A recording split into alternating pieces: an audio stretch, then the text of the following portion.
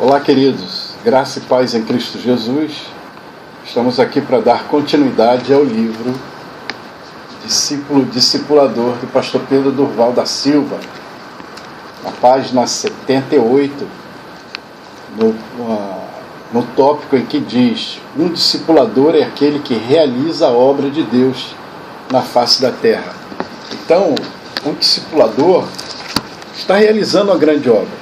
Não somente, como podemos dizer, todo crente tem uma tarefa de realização na face da terra. Todo crente tem uma responsabilidade de propagação do reino de Deus na terra, de uma forma ou de outra. Cabe a ele se encaixar naquilo que as suas habilidades são necessárias para o mundo. Então, cada um de nós temos nossos dons naturais e temos também os dons que Deus fornece. Então, nós precisamos realizar a obra de Deus na terra e temos uma tarefa. Mas a tarefa importante de estruturação é o discipulado. Depois que a pessoa ela se decide, ela aceita o Senhor Jesus Cristo na sua condição, aceita o sacrifício de Cristo na cruz, ela passa a ter uma responsabilidade de transmissão do Evangelho àqueles também que em algum momento estão passando pela mesma situação que ela passou, ou que eu passei, ou que você passou. Então nós temos essa oportunidade e essa tarefa de transmissão da palavra de Deus, do Evangelho de Jesus Cristo. Então o coração de Deus, ele procura pessoas que queiram mostrar a cara, independendo o sacrifício da realização. Então nós necessitamos nos esforçar para que essa tarefa seja cumprida. Ela só será cumprida através do esforço, porque se nós deixarmos para questões, muitas vezes nos faltam forças para poder realizar algumas tarefas, mas quando nos faltam forças é necessário um sacrifício, é necessário um pouco a mais, é necessário um a mais para que a obra do Senhor seja realizada. O segundo ponto diz assim: um discipulador é aquele que se mantém firme no seu propósito. O parágrafo diz assim: atualmente as pessoas mudam rapidamente o jeito de pensar, de sonhar e viver. O homem é oscilante desde a queda do Éden. Mas no caso do discipulador é diferente. Manter-se firme é a certeza do resultado que virá. Então, manter firme, não oscilar, se manter diante do propósito de Deus na sua vida. O discipulador, ele tem uma tarefa a realizar. Quando fala discipulador, isso significa que a pessoa que você está discipulando, ela precisa receber base o suficiente para que possa fazer o mesmo trabalho que você está fazendo, que é o discipulado. Quando nós discipulamos, nós estamos formando vida através das nossas vidas. Então, o discipulador é aquele que se mantém firme no seu propósito. E o escritor, ele dá exemplo aqui de Neemias, quando estava reconstruindo um muro. Ele saiu lá de onde ele estava no exílio, chegou até ali, pediu cartas para que cortasse madeiras por onde passasse, e chegaram até Jerusalém e começaram a reconstruir os muros de Jerusalém. E aí havia moradores já antigos aí, que não foram levados para a escravidão, e estava aí Tobias e Sambalate, que queriam impedir essa construção, queriam impedir que Neemias continuasse a reconstruir os muros. E ele foi chamado, mas Neemias falou que ele estava envolvido numa grande obra, e é isso mesmo, nós estamos envolvidos numa grande obra, irmãos, e não podemos deixar que coisas venham tirar o foco da nossa visão, do nosso trabalho de discipulado.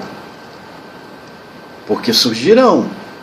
Ao momento em que você começa a fazer o discipulado, ao momento em que você começa a estudar a palavra de Deus com seu discípulo, vão surgir várias barreiras, vão surgir vários Tobias e Sambalates, como aconteceu lá em Neemias. Então é necessário manter firme, né? Manter o foco, o seu propósito naquilo que você está fazendo e realizando. Essa é a nossa tarefa. Em página 70, página 80, parágrafo diz assim: um discipulador é aquele que sabe reconhecer sua missão, suas limitações. Ele reconhece suas limitações, ele sabe reconhecer suas limitações. O parágrafo diz assim: são poucos os que procedem desta forma, mas este tem um profundo senso de dependência de Deus. A pessoa que ela reconhece os seus limites, ela reconhece até onde ela pode ir, é uma pessoa que, diante de Deus, ela tem a sua vida diante de Deus. Né? Ela tem o seu relacionamento íntimo com Deus. Ela tem a sua aproximação com Deus. Então ela sabe quando chega ao seu limite, chega ao seu máximo, à sua capacidade. Então ela reconhece. O apóstolo Paulo, ele fez menção disso. Ele diz assim: porque eu sei que em mim, isto é, a minha carne, mas não habita bem algum. E o que faço, e o que é feito a querer, está em mim, mas não consigo realizar o bem, porque não faço o bem que quero, mas o mal que não quero, esse faço. Está lá em Romanos, no capítulo 7, verso 18 e 19. O apóstolo Paulo reconhecendo a sua humanidade, a sua limitação, a sua capacidade máxima, né, em realizar qualquer coisa. E se colocar diante de Deus é o segredo de tudo. Num parágrafo abaixo diz assim: a minha graça te basta, porque o meu poder se aperfeiçoa na fraqueza. De boa vontade, pois, me gloriarei nas minhas fraquezas, para que em mim habite o poder de Cristo. 2 Coríntios 12, 9. Então, irmãos, a graça do Senhor, ela é extraordinária. Então ela nos mostra a nossa limitação muitas vezes, então, a nossa humanidade, né? A nossa fraqueza. E nós temos que buscar o aperfeiçoamento do poder de Deus. Temos que buscar o nosso aperfeiçoamento, nos humilhando diante de Deus, para que isso se torne, o nome dele seja glorificado. O segundo tópico da página 80, segundo tópico da página 80, dando continuidade à nossa lição,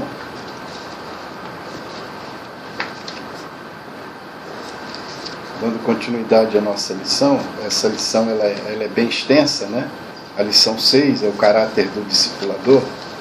Na página 80, diz assim: o discipulador é aquele que tem anseio pela presença de Deus.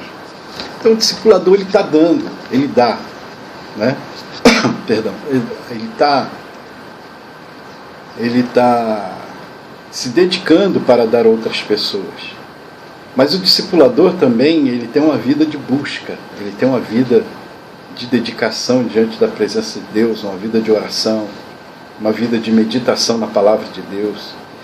E o discipulador, ele precisa buscar, ele precisa estar diante de Deus, buscando força, para que ele possa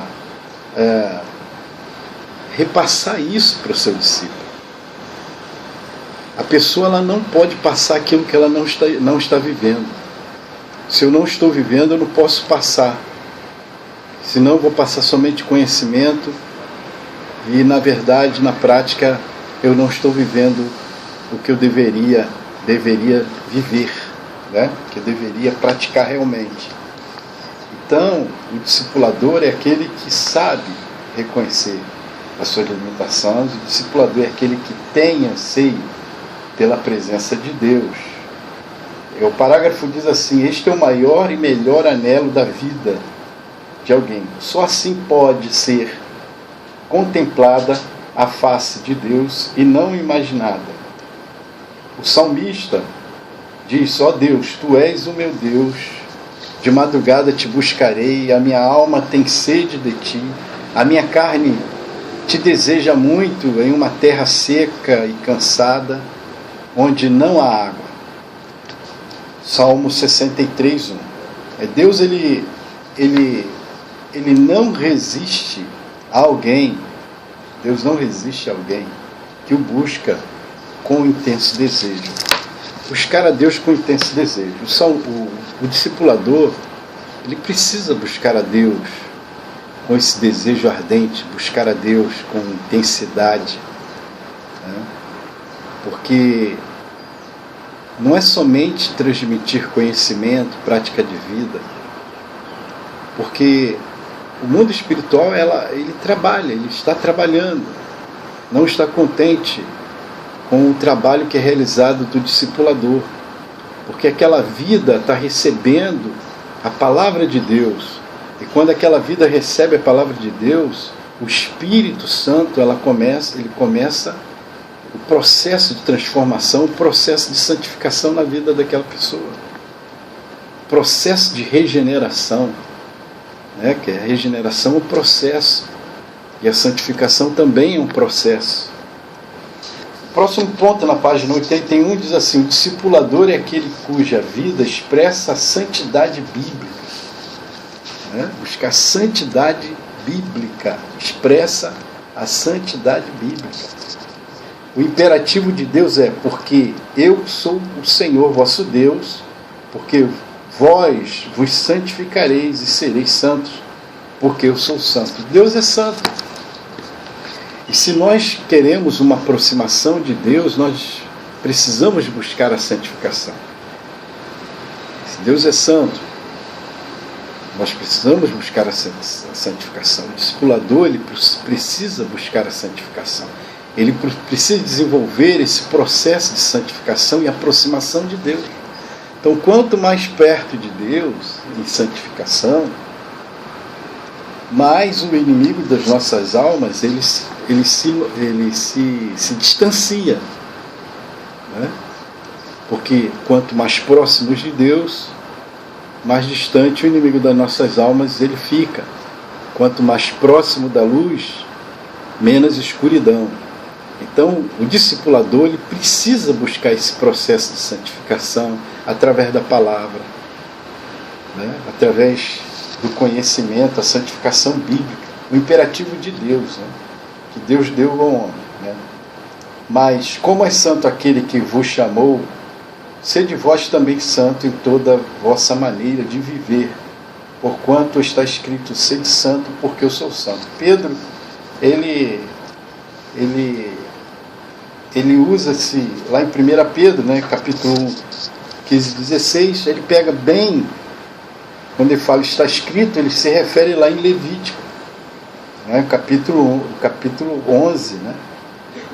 Ele se dirige a Levítico quando ele parafraseia o versículo que está lá em Levítico: mas como é santo aquele que vos chamou, sede vós também santo em toda a vossa maneira de viver, porque está escrito: sede santos como eu sou santo. Meus queridos irmãos, é bem extensa essa lição, nós vamos parar aqui, nós daremos continuidade a partir da página, está quase terminando a nossa lição, né? É a lição 6, ela está próxima de terminar, que fala sobre o caráter do discipulador, né? Essa lição ela começou lá na página 68 e ainda não terminou, ela está dando continuidade. Nós estamos na página 80, 81, vamos passar a próxima lição, página 82. 82, o caráter do discipulador. Caráter do discipulador, lição 6. E ela vem até, ainda não acabou, creio que vai até a página 83. Ela vai até a página 83. Está quase terminando. Então nós daremos continuidade na próxima lição, né? Página 82.